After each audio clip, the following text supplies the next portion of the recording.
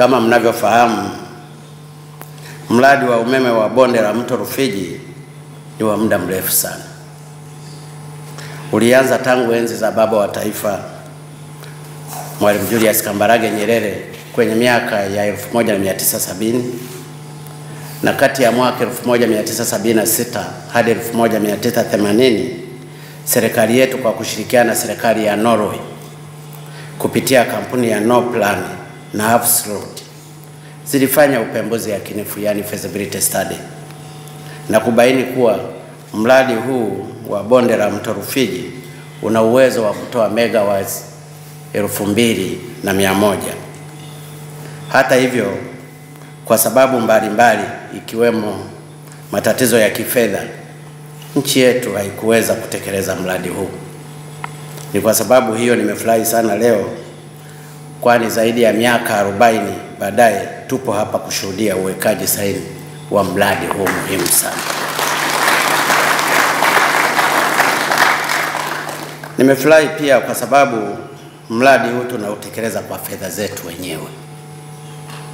Dola za Kimarekani bilioni 2.9 sawa na takriban shilingi trilioni 6.558 zitatolewa na Watanzania. Jambo la kufurahisha zaidi pia ni kwamba kampuni itakayotekeleza mradi huu ya Arab Contractors inatoka kwa marafiki zetu wa Misri.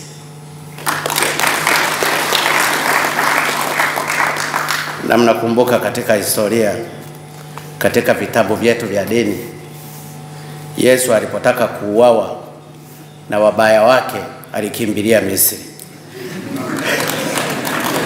Kwa hiyo na sisi tumekimbilia Misri kwenye mradi huu.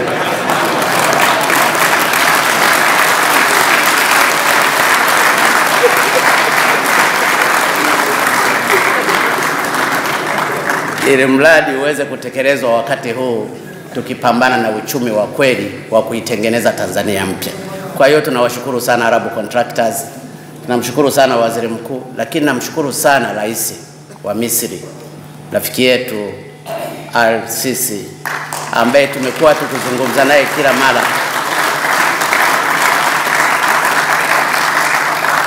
na amekuwa akisisitiza kwamba mradi huu wataukamilisha.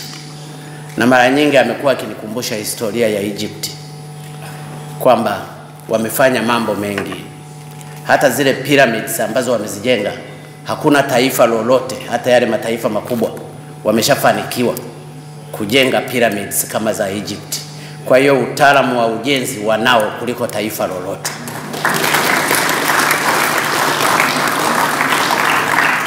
Hivyo ndugu zangu, napenda kutumia fursa hii kuwapongeza Watanzania wote kwa kuweza kufikia hatua hii muhimu ya kuanza kutekeleza mradi huu ambao tumeusubiri kwa zaidi ya miaka 40.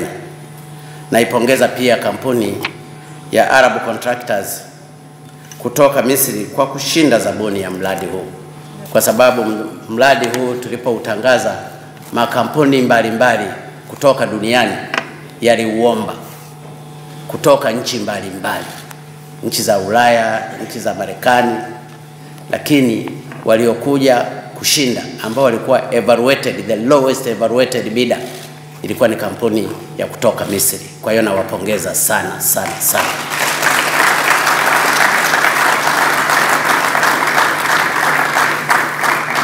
Waheshimiwa viongozi, Tanzania tumebarikiwa sana na vyanzo vingi vya kuzalisha umeme, na kimsingi tunavyo vyanzo vyote vya kuzalisha umeme, yani maji kwa kutumia hydroelectricity power, gas asilia, makaa ya mawe, jua, upepo, joto ardhi, pamoja na madini ya uranium. Hata hivyo, kabla ya kuamua kutekeleza mradi huu, ilibidi tukae chini na kutafakari kwa kina ni chanzo kipi hasa kinatufaa zaidi katika mazingira yetu ya sasa. Baada ya kutafakari kwa kina, hususan kwa kutumia vigezo vikubwa 4, yani uhakika wa chanzo chenyewe, gharama za utekelezaji, yani investment cost, gharama za uzalishaji, yani cost of generation, pamoja na tija au manufaa yanayotarajiwa kupatikana, tulibaini kuwa mradi huu ndio unaifaa zaidi nchi yetu kwa sasa. Kwanza ni kwa sababu chanzo chake ni cha uhakika. Lakini pia mradi huu unatekelezwa kwa kutumia maji yanayotoka kwenye mtandao wa mito iliyopo kwenye maeneo yenye wastani mkubwa wa mvua. Kwa tathmini ya awali, mradi huu utazalisha umeme kwa zaidi ya miaka 60 ijayo. Pili, gharama zake za utekelezaji sio kubwa sana ukilinganisha na vyanzo vingine. Kama nilivyosema, mradi huu utagharimu shilingi trilioni 6.5 kwa kutumia vyanzo vingine. Kutekeleza mradi wa kuzalisha megawatts 2115 tungetumia fedha nyingi sana.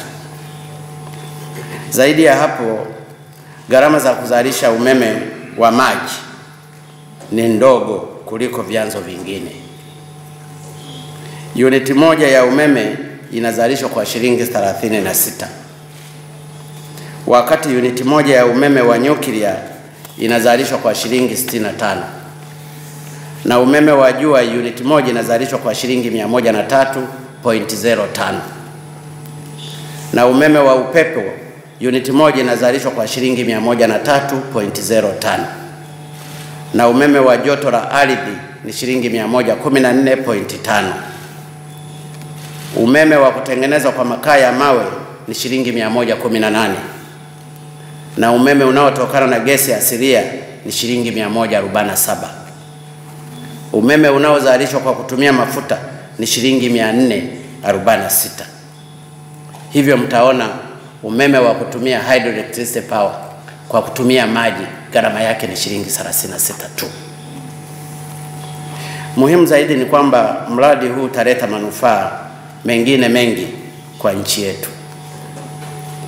Waziri wa Nishati Mheshimiwa Kalemane ametaja baadhi ya faida hizo, lakini faida nyingine ni kubwa ni kwamba mradi huu utatuzalishia umeme mwingi zaidi, yani megawatts 2115, ambazo ni nyingi zaidi kuliko umeme wote unaozalishwa hivi sasa nchini, ambao ni takriban megawatts 1560.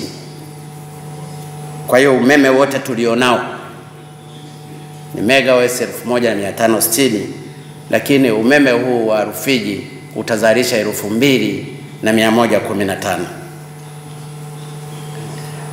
Lakini pia umeme huu utazalishwa kwa gharama nafuu, na gharama za kuuza pia itakuwa nafuu. Tunategemea kuwa mradi huu utakapokamilika, bei ya umeme itashuka na kuwa nafuu kuliko ilivyo sasa, na hivyo kuwasaidia wananchi wetu katika maendeleo yao.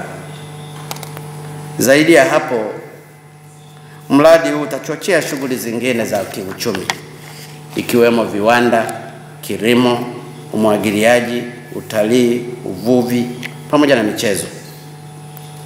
Nafahamu kuwa wapo watu wanaodai kuwa mradi huu utaharibu mazingira. Hiyo sio kweli hata kidogo. Mradi huu kiuhalisia kabisa utasaidia kutunza mazingira.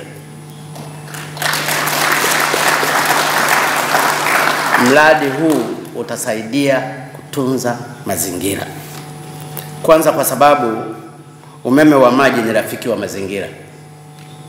Lakini pili, eneo litakalotumika kutekeleza mradi huu ni dogo, ni kati ya 1.8 hadi 2% ya eneo lote la hifadhi ya Seru, ambalo ni kubwa kuliko baadhi ya nchi. Sababu ya tatu ni kwamba mradi huu utapunguza ukataji wa miti. Kwa mujibu wa taarifa za National Forest Resource Assessment and Management na FOMA ripoti ya mwaka 2015, mgawanyo wa aina za matumizi ya nishati nchini ni 92% zinatumika kwa ajili ya kuni na mkaa, petroli ni 7% na umeme ni 1%. Matumizi ya mkaa kwa mwaka yanakadiriwa kuwa zaidi ya tani milioni 2.3, na kiasi hicho kinatarajiwa kuongezeka maradufu ifikapo mwaka 2030. Ili kuzalisha tani moja ya mkaa kwa kutumia matanuru ya kienyeji zinahitaji tani 10 hadi tani 12 za miti. Ili upate tani moja ya mkaa, lazima uchome tani 10 hadi tani 12 za miti. Hii maana yake ni kwamba kwa tani milioni 2.3 za mkaa tunazotumia kwa mwaka zinahitajika tani milioni 23 hadi tani milioni 27.6 za miti yenye kipenyo cha zaidi ya sentimita 32, na hizi tani zitatumika kwa mwaka. Lakini utafiti pia unaonyesha kuwa kwa kila miti 18 yenye kipenyo cha sentimita 32 inatoa magunia 26 ya mkaa yenye kilo 53 kila moja. Kwa hiyo tani milioni 2.3 za mkaa zinazozalishwa kwa mwaka zitatumia miti milioni 30 yenye kipenyo kisichopungua sentimita 32. Hivyo basi upatikanaji wa umeme wa uhakika utasaidia kuokoa idadi hii kubwa ya miti inayokatwa kwa mwaka na hivyo kutunza mazingira yetu. Ndiyo maana nasema mradi huu ni rafiki wa mazingira, kwa sababu utaokoa miti inayokatwa kwa sababu ya mikaa na kuni, na ambayo matumizi yake katika nchi hii ni 92%, na Dar es Salaam ndio watumiaji wakubwa wa mikaa. Kutokana na matumizi hayo basi makubwa ya mkaa niliyoyaeleza, hivi sasa kila siku panavunwa hekta 583 za miti. Hii ni sawa na hekta 212,795 za miti kwa mwaka. Eneo la Seru lina ukubwa wa hekta milioni 5. Hivyo basi kwa kasi ya ukataji miti ya sasa inahitajika miaka 23 tu Seru itapotea moja kwa moja. Na hii ni kutokana na sensa ya watu tuliokuwa nao kwa mwaka 2013. Kwa sensa ya sasa hivi ambayo inakadiriwa kuwa watu milioni 55, itahitajika miaka 15 tu Seru yote itatoweka. Kwa hiyo njia pekee ni kuwa na bwawa katika mto Rufiji litakalotengeneza umeme, na umeme utakaosaidia kuokoa watu wasikate mikaa na wasikate miti ili kutengeneza mikaa na hivyo kuokoa. So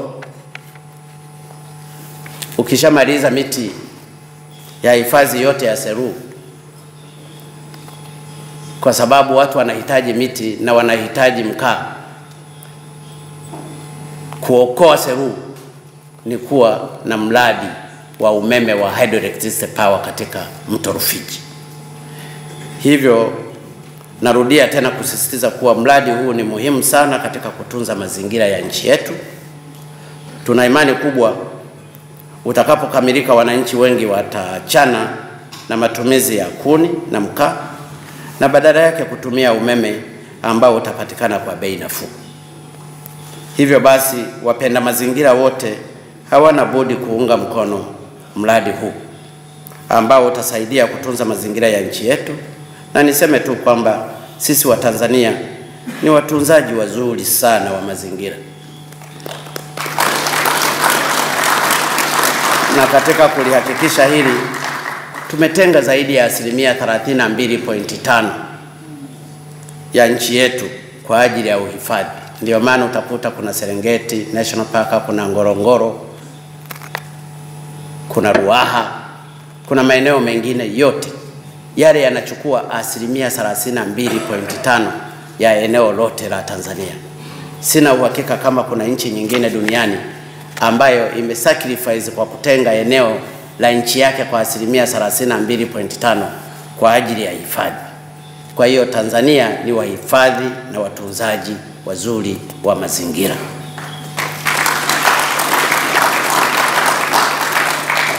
Ndugu zangu, tuko hapa kushuhudia uwekaji sahihi wa mkataba wa mradi wa umeme wa Mto Rufiji.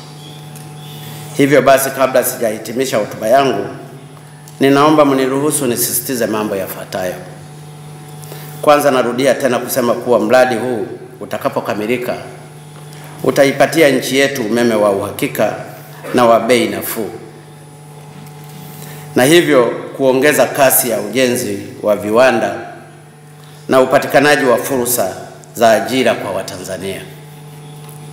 Lakini pia bei ya umeme kwa sasa kwa nchi yetu ni dola za Marekani senti 10.7 kwa unit. Kiwango hiki ni kikubwa ukilinganisha na nchi nyingine. Ninaambiwa marafiki zetu wa Misri wao wanauza kwa bei ya dola senti 4.6 kwa unit.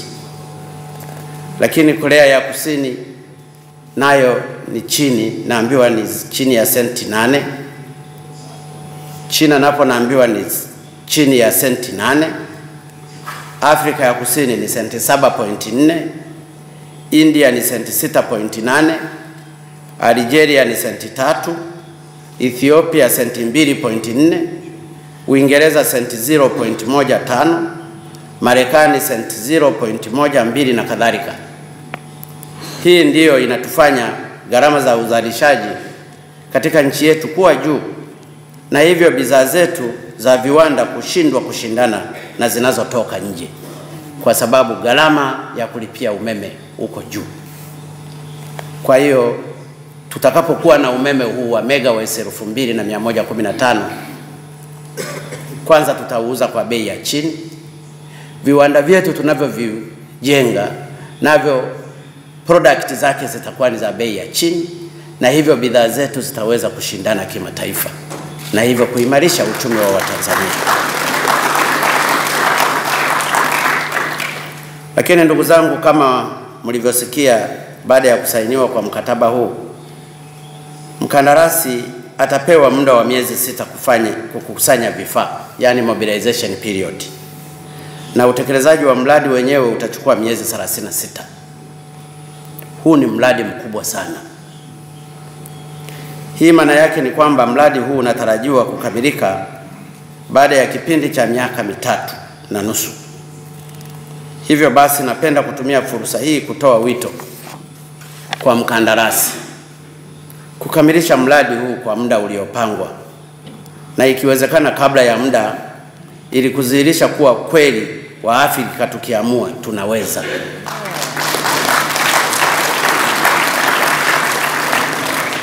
Na mimi binafsi ninaamini mkandarasi atakamilisha mradi huu mapema, kwa sababu wa Misri ni wachapakazi sana, wamefanya mengi katika historia yao. Lakini wakiumaliza mapema itadhihirisha hiyo historia ya wa Misri. Nilipokuwa nikizungumza na Mheshimiwa Rais wa Misri, rafiki yangu Al-Sisi, kwa simu, amenihakikishia kwamba wameamua kujenga mradi huu, na nasema yeye huu mradi anauchukua kama project yake.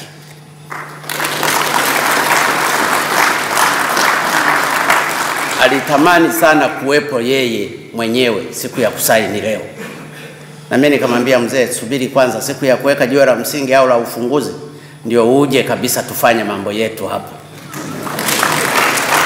Lakini pia nimemweleza kwamba sisi wa Tanzania ni waungwana sana, tunawapenda sana wa Misri.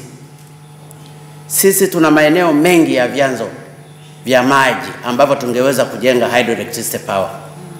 Tungeweza tukajenga hata katika mto Kagera, ambayo ndiyo source ya Nile River inayopeleka maji kwao. Tukasema, lakini kwa sababu ya upendo wa Watanzania, tukasema hatutaki kwenda kujenga kule na kuwapunguzia wa Misri maji ambayo ndio wanayategemea katika maisha yao. Ngoja tukatafute eneo lingine tofauti na la mto Nile kujenga maji ambao linaweza likapunguza maisha ya wananchi wake.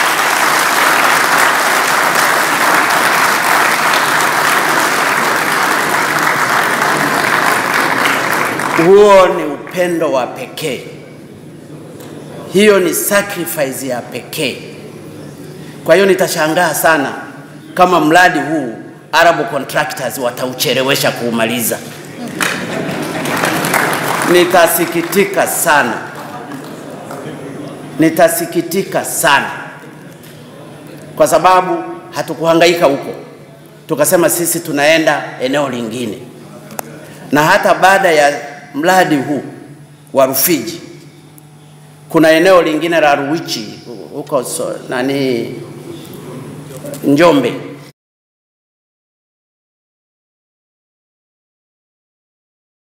Yetu hapa. Lakini pia nimemueleza kwamba sisi wa Tanzania ni waungwana sana. Tunawapenda sana wa Misri. Sisi tuna maeneo mengi ya vyanzo vya maji ambavyo tungeweza kujenga hydroelectric power. Tungeweza tukajenga hata katika mto Kagera ambayo ndiyo source ya Nile River inayopeleka maji kwao. Tukasema lakini kwa sababu ya upendo wa Watanzania tukasema hatutaki kwenda kujenga kule na kuwapunguzia wa Misri maji ambayo ndio wanayategemea katika maisha yao. Ngoja tukatafute eneo lingine tofauti na la mto Nile kujenga maji ambao linaweza likapunguza maisha ya wananchi wake.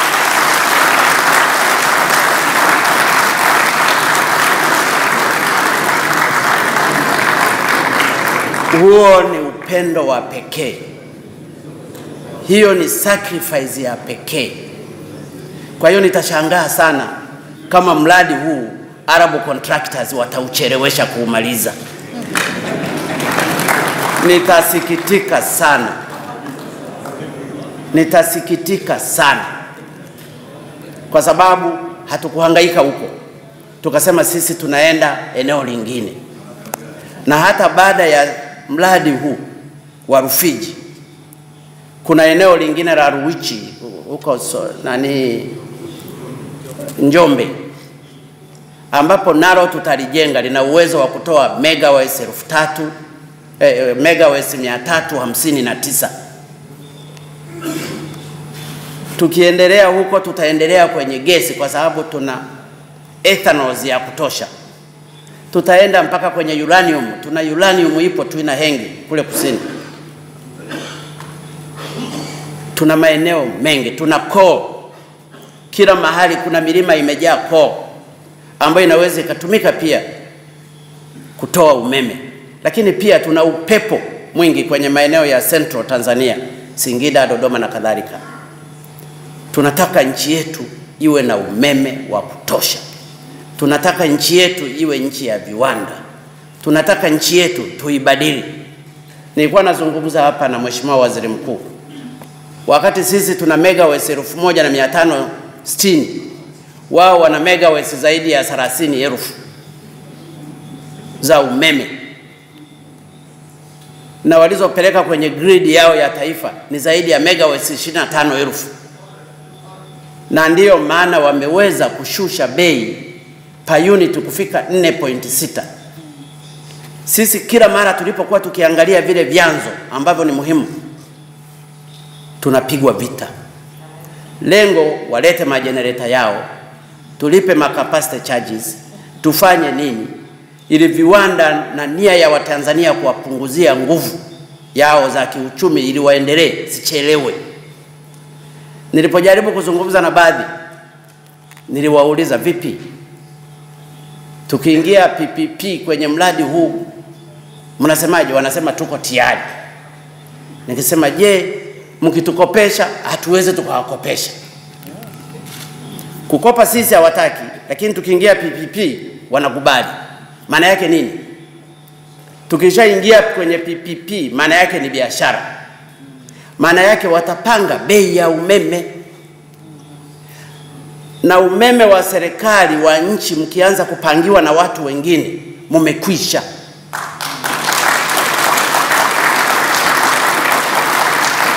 Watafika siku moja watasema leo umeme tunauzima na ninyi mnajenga treni ya umeme. Maana yake watu hawatasafiri. Wanaweza wakaamua leo umeme huu tunaupandisha bei, au leo umeme tunauzima, hata kwa kutafuta visingizio vingine. Maana yake viwanda vyote mlivyovijenga vitasimama. Kwa hiyo katika swala la umeme, ndugu zangu wa Tanzania, ninachowaomba tushikamane. Tumeamua kujenga uchumi wa nchi yetu. Inawezekana tutapata matatizo kidogo, lakini ni lazima tusimame. Na ndiyo maana tumesema, tumeamua na bunge limepitisha hii bajeti vizuri tu. Na ninasema kwa leo, kwa hadharani, kwa Mheshimiwa Waziri Mkuu na kampuni ya Arab Contractors, hela ya kulipa advance payment ya 15% ipo leo, hata mkitaka kuchukua.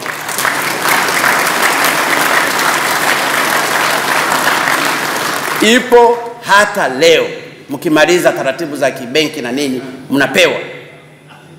Zipo. Hatuta default katika kulipa certificate zenu, kwa sababu tunajua mradi huu ni wa taifa letu. Tukiferi mradi huu, maana yake tumeferi kwenda kwenye nchi yenye neema, yenye maendeleo ya kuwaondolea shida wa Tanzania. Mradi huu umepigwa vita sana. Umepigwa vita sana. Kwa hiyo sishangai kama mawazo haya yalikuwa ya baba wa taifa tangu mwaka 70. Leo ndio tunakuja kuweka sahihi zaidi ya miaka 40 kitu. Nilijua matatizo waliokuwa wanapambana nayo. Kila mahali wana sababu.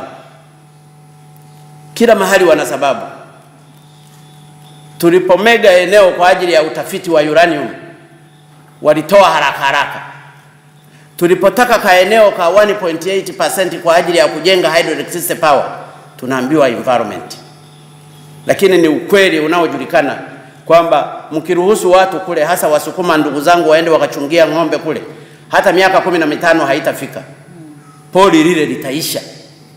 Kwa hiyo sisi tunafanya juhudi kubwa za kuliprotect, na ndiyo imekuwa juhudi kubwa ya nchi yetu. Tunawazuia watu wasiende wakakate kuni. Tunawazuia watu wasitengeneze mkaa. Lakini watakula kwa kupika na nini? Ni lazima tuwatafutie alternative. Na alternative ni umeme ulio wa bei nafuu.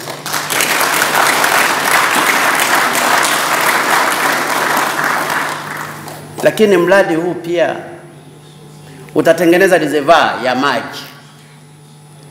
Fishing industries itafanyika pale. Na kwenye Lower River irrigation itafanyika. Lakini hata wanyama watakuwa wanakuja kunywa maji ambayo yako available, ili wasiende mbali kule wakawindwa na wawindaji wabovu, kwa sababu maji yatakuwa yanajulikana. Hata ndege na maeneo mengine. Faida ya mradi huu kwa taifa hili, na kama taifa ni lazima tuubebe kwa nguvu zote bila kurudi nyuma. Na ndiyo maana nawapongeza sana ndugu zetu wa Egypt, nawapongeza sana wa Misri. Wameamua, na hata kuja na delegation ya zaidi ya watu 150 mpaka 200 kutoka Egypt kwa ajili ya kuja kushuhudia kusaini mkataba huu, wakiwa wamekuja na mawaziri wengi, wakurugenzi, makatibu wakuu, wakiongozwa na waziri mkuu wa nchi yao. Ni ushuhuda tosha kwamba wameamua kutekeleza huu mradi. Lakini mradi huu umepata baraka ya pekee. Mimi nataka niwaeleze ukweli. Mimi nimekaa kwenye construction industry kama waziri wa ujenzi kwa karibu miaka 20. Tumefanya miradi mingi, makilomita maelfu na maelfu. Lakini sijawahi kushuhudia katika maisha yangu ya miaka 23 mradi unasainiwa una viongozi wa dini wengi kiasi hiki.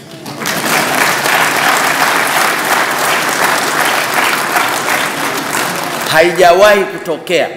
Sifahamu kama ninyi mmeshawahi kushuhudia mradi wa namna hiyo. Kwa hiyo mradi huu una baraka ya pekee kutoka kwa Mwenyezi Mungu.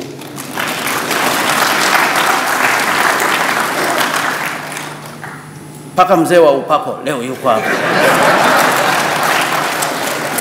Mzee Gwajima yuko hapa, anajima kabisa mapepo yote. Mashe wako hapa. Paka Kardinali Pengo amejikongoja yuko hapa. Lwaichi yuko hapa. Nabii Mwingira yuko hapa. Deuji yuko. Kwa hiyo huu ni mradi wa pekee ndugu yangu, na tumshangilie sana Mungu kwa kutupa nguvu hizi za kuweza kuhudhuria. Haijawahi kutokea. Na nina uhakika Mungu atatusikiliza. Haiwezekani hawa wote waje kuubariki huu mradi halafu ati ushindwe. Halafu wanaoutekeleza ni kule Yesu alikimbilia.